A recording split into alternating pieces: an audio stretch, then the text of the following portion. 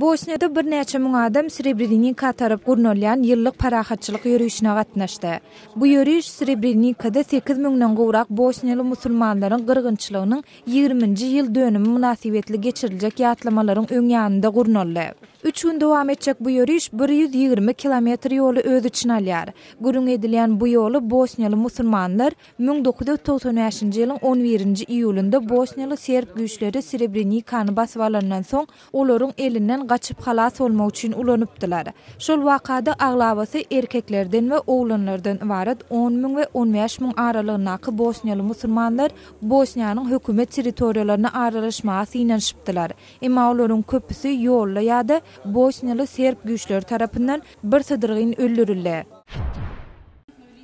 Mundan ozal siz bu doňdurmany hiç açan dadyp görmän bolmaňyz ähtimal. Bu doňdurmanyň tagamyny işläp taýýarlamak jemi 2 ýyl aldy.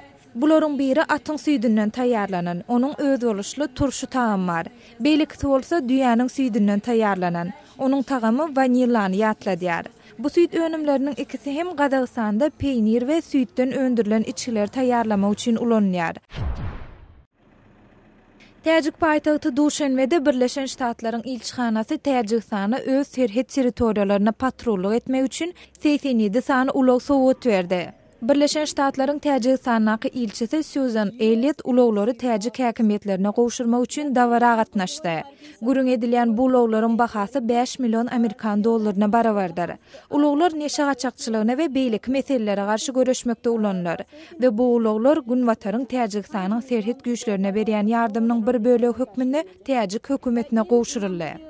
Siz Adatlyk radiosynyň şu gün täzelikleri bilen tanış boldyňyz.